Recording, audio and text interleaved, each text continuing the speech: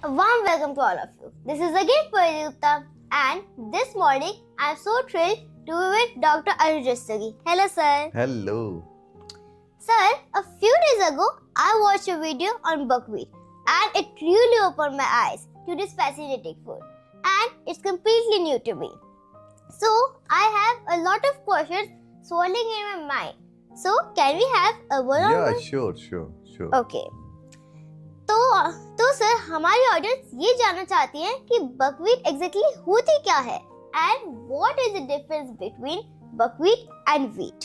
Buckwheat एक type of grain है जो बहुत पहले से चला आ रहा है हमारे समाज में। जब 1950 में पॉपुलेशन बहुत बढ़ने लगी तो व्हीट ने बकव्हीट को रिप्लेस कर दिया हमारी डाइट से, और बकव्हीट सिर्फ व्रत वगैरह में खाने का सामान रह गया जिसे कोटू कहते हैं। और व्हीट क्योंकि ज़्यादा टेस्टी है और ज़्यादा फ्लेक्सिबिलिटी है उसके अंदर ग्लूटेन होता है, उससे आप किसी भी चीज़ को कुछ भी शेप दे सकते हैं। और व्हीट का टेस्ट और ग्रेन्स के कंपैरिजन में बहुत बेटर था, तो लोगों ने धीरे धीरे व्हीट खाना शुरू करा और व्हीट की पैदावार बढ़ानी पड़ी। बढ़ते गया, व्हीट बढ़ता गया और अब हम व्हीट पे बहुत डिपेंडेंट हो गए। सुबह जैसे ब्रेकफास्ट में ब्रेड या पराठे से शुरुआत होती है, फिर लंच में भी व्हीट खाते हैं, और जितने हमारे स्नैक्स हैं वो व्हीट से ही ज़्यादा बने हुए हैं। इवन जब हम छोटे थे तो भी हम भी मठरी शक्करपारे खाते थे, that is also a part of wheat. But gradually क्या हुआ, बहुत सारे फैक्टर कल्मिनेट हो गए, लाइफ स्टाइल चेंज हो गया, बच्चों का पॉटी का टाइम भी डिस्टर्ब हो गया, स्कूल में वो टॉयलेट जाने से बचने लगे क्योंकि वो अपना कंफर्ट नहीं छोड़ना चाहते, और बहुत सारे बच्चे डिजिटल मीडिया पे लगे रहते हैं तो इसलिए उन्हें लगता है कि टाइम वेस्ट हो जाएगा, और धीरे धीरे बच्चे कॉन्स्टिपेटेड होते चले गए। और भी बहुत फैक्टर हो सकते हैं जो मैं बड़े बच्चों के कॉन्टेक्स्ट में सोचता हूँ, वो ये है, आज से 5-6 साल पहले या 10 साल हो गए होंगे, धीरे धीरे हम पे कॉन्स्टिपेशन के बच्चे आने लगे और हम उन्हें ट्रीटमेंट देते अब वो इतना बढ़ गया, ट्रीटमेंट भी असर होना बंद हो गया। आप कितना ही कह लो बैलेंस डाइट लेनी है, वैरायटी ऑफ फूड लेना है, बट घूम फिर के पिज़्ज़ा, पास्ता, नूडल्स वगैरह पे ही बच्चों की दुनिया लिमिट हो गई और उनका कॉन्स्टिपेशन वर्स होता जा रहा है। और ऐसी सिचुएशन हमें कॉन्स्टिपेशन में देखने को मिल रही हैं जो मैंने कभी सोची भी नहीं थी। इवन मैंने बच्चों का ऑपरेशन होते हुए भी देख लिया कॉन्स्टिपेशन की वजह से। 2-2 साल दवाई देते हुए हो जाते हैं, और दवाई पिलाना भी आसान नहीं है। जो आजकल कॉन्स्टिपेशन की सबसे फेमस मेडिसिन है वो बहुत बिटर भी है और ज़्यादा मात्रा में लेनी पड़ती है, उसके साथ पानी भी बहुत ज़्यादा पीना पड़ता है, तो उसकी एक फेलियर तो यही हो जाती है। बच्चों के अक्सर पेट में दर्द रहता है। अब इस सब को देखते हुए मेरा जो डॉक्टरी माइंड है वो चलता तो रहता है, ये क्या सोल्यूशन हो सकता है। तो एक्सीडेंटली मेरे हाथ में बकव्हीट लगा, और जो मैंने खुद ही खाना शुरू करा, और बकव्हीट को फिर मैंने पढ़ना शुरू करा। तो buckwheat is a good grain जिसके अंदर 9 एसेंशियल अमाइनो एसिड हैं पूरे के पूरे। लाइसिन अदरवाइज और ग्रेन्स के अंदर कम होता है, जैसे व्हीट के अंदर लाइसिन बहुत कम है, और लाइसिन बच्चों की ब्रेन ग्रोथ के लिए बहुत ज़रूरी है, उनकी मसल ग्रोथ के लिए बहुत ज़रूरी है, उनकी इम्यूनिटी के लिए बहुत ज़रूरी है, और उन्हें हेल्दी रखने के लिए बहुत ज़्यादा ज़रूरी है। साथ में जो बकव्हीट के अंदर सॉल्युबल फाइबर्स ज़्यादा होते हैं। सॉल्युबल फाइबर व्हीट में भी होते हैं, बट बकव्हीट में सॉल्युबल फाइबर ज़्यादा है, व्हीट के अंदर इनसॉल्युबल फाइबर ज़्यादा। तो ये सब चीज़ें स्टूल का बल्क तो बढ़ा देती हैं, बट स्टूल को सॉफ्ट नहीं करती। तो बकव्हीट पानी को एब्जॉर्ब रखता है और स्टूल को सॉफ्ट रखता है, तो बच्चों को स्टूल पास करना आसान हो जाता है, उनका डाइजेस्टिव ट्रैक्ट भी अच्छा रहता है, और बकव्हीट में बहुत सारी खूबियाँ। मैं किसी से ये नहीं कहता कि आप व्हीट बिल्कुल छोड़ दो, बट धीरे धीरे व्हीट से शिफ्ट हो जाओ, या दोनों चीज़ों को खाओ। अगर सुबह आप बकव्हीट लेते हैं एज पॉरेज, या उसकी रोटी लेते हैं, और उसकी रोटी को भी सॉफ्ट बनाया जा सकता है घी डाल के, तो आपका जो एक हफ्ते में जो आपका बावल पैटर्न है, इंडाइजेशन है, पेट दर्द है, वो धीरे धीरे डिसअपियर होने लगता है।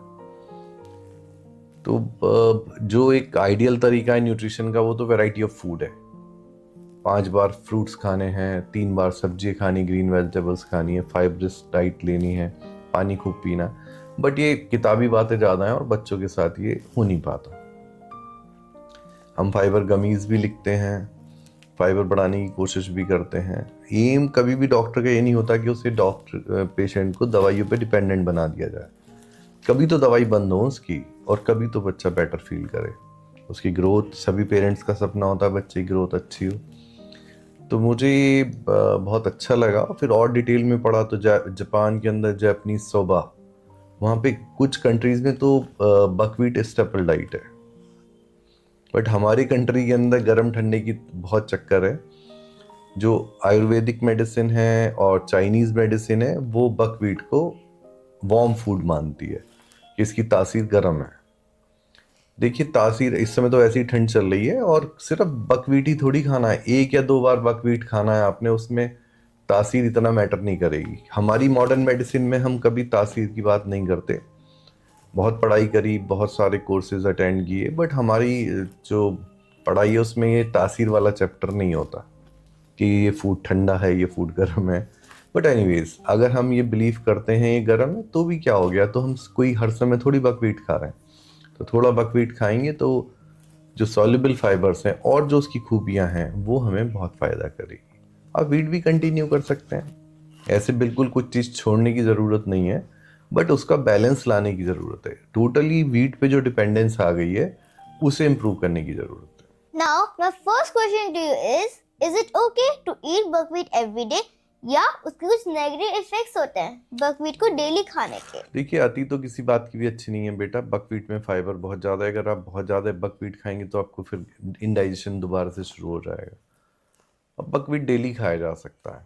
मैंने जैसे बताया कि जो ईस्टर्न यूरोप है, जापान है, वहाँ तो स्टेपल डाइट है ये, मतलब स्टेपल डाइट में रेगुलर डाइट है, कुछ भी खा सकते हैं। बहुत कुछ हमारे बिलीफ पे डिपेंड करता है। जैसे हम नए कपड़े पहन के बड़ा खुश महसूस करते हैं तो हमारा बिलीफ है कि हम चेंज हो गए या हम अच्छे लग रहे हैं। तो अगर आपको लगता है ये ठंडा गर्म का चक्कर आपके दिमाग में है तो मत खाइए गर्मी में, बट कोशिश ये करिए, रूट कॉज पे काम करिए, अपने बच्चे का पेट सही करिए। क्योंकि जो चीज़ अभी आज आपके बच्चे का पेट खराब है तो जो चीज़ आपको नहीं दिख रही वो डॉक्टर को दिख रही है कि आने वाला कल कैसा होगा। पहले कभी 6 महीने में एक बच्चा आता था जिसको ब्लो आउट हो जाता है, स्टूल कपड़ों में निकल जाता था। अब रोजाना एक बच्चा ऐसा आता है क्लिनिक पे कि जिसके कपड़े खराब हो जाते हैं, और उसके लिए आप सोचो कितना ज़्यादा प्रॉब्लम है। उसकी क्लास में ऐसा हो जाए या कहीं किसी के सामने ऐसा हो जाए तो उसकी सेल्फ स्टीम का कितना बड़ा लॉस है। तो हमें रूट कॉज पे काम करना चाहिए। और जब भी आप डॉक्टर के पास जाते हैं तो डॉक्टर आपकी एंटिसिपेटरी गाइडेंस करते हैं, वो आपका फ्यूचर देखते हैं। आप वो ये जज करते हैं कि ये बीमारी जो आपके अंदर ये प्रॉब्लम डेवलप हो रही है आगे चल के लॉन्ग टर्म आपको कितना नुकसान दे जाएगी। क्योंकि आप वो उस समय नहीं समझ पाते, आपको लगता है आप तो ठीक हो, इससे क्या फ़र्क पड़ रहा है, या जो होगा देखी जाएगी। ये 2-3 आइडिया सबके दिमाग में रहते हैं, बट एज ए डॉक्टर हम तो नहीं कह सकते ना। Is buckwheat better for weight loss also? हाँ, दिस इज़ वेरी गुड, क्योंकि इसके अंदर प्रोटीन की मात्रा बहुत ज़्यादा होती है कंपेरेटिव टू वीट।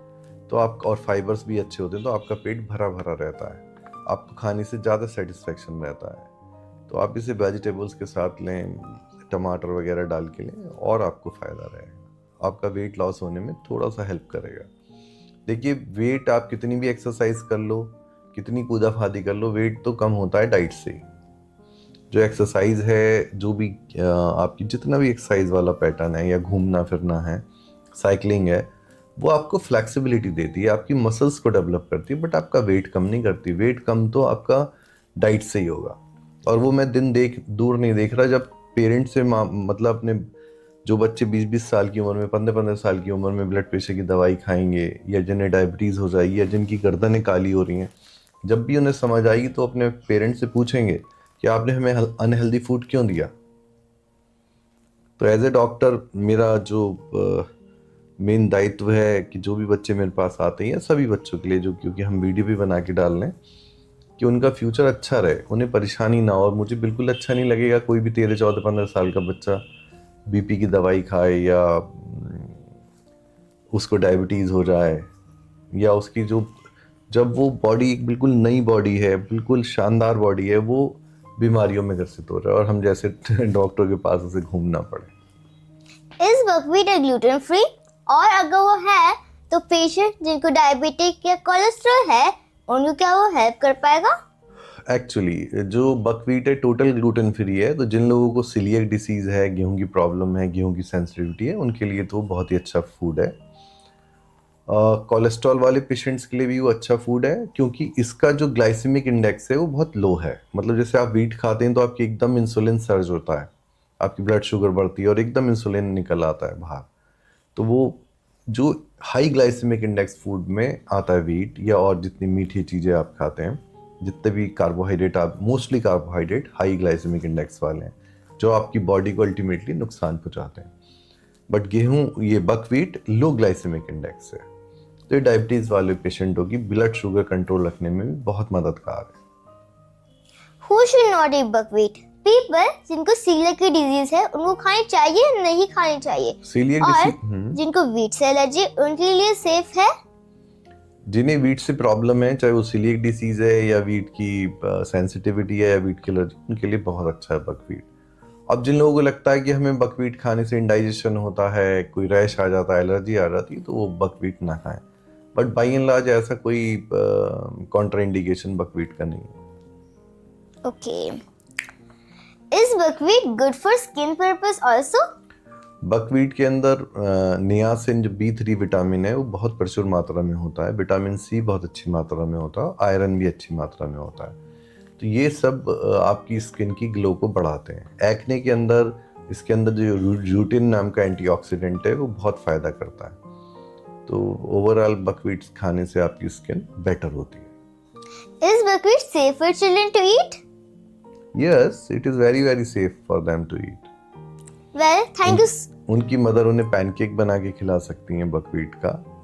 और बकवीट एक अच्छा ग्रेन है जो उनकी डाइट में इम्बाइब होना चाहिए। और उन बच्चों की डाइट में सभी पेरेंट्स से कहूँगा कि जब वो उन्हें फूड देते हैं तो एक बार शाम को बैठ के सोचें उन्होंने सुबह से शाम तक क्या खिलाया। आटा या आटे की बनी हुई चीज़ें ही मेनली खा रहे हैं वो, या तेल की चीज़ें खा रहे हैं, या प्रोसेस फूड खा रहे हैं, जंक फूड खा रहे हैं। तो अगर उन्होंने वो वैरायटी क्रिएट नहीं करी तो वो गुड पेरेंटिंग नहीं हुई। देखो, बच्चों को ढालना बड़ा मुश्किल है, बच्चों के साथ बाउंड्री खींचनी पड़ती हैं, बताना पड़ता है। अगर बच्चा एक दो बार अगर आपने कोई उसे रूट दिखाया और वो नहीं फॉलो कर रहा तो आप उसे प्रेस ना करें, आप उसको अल्टरनेट फूड ना दें। नहीं खा रहा तो नहीं खाए, it is a storage body. तब धीरे धीरे बच्चा समझ जाता है कि जो मेरी मम्मी कह रही है, जो मेरी दादी कह रही है, वो ठीक है। Okay. Well, thank you so much, sir, for answering all my questions and sharing such insightful and valuable information about buckwheat. Thank you, sir. Thank once you again. परिधि, थैंक यू।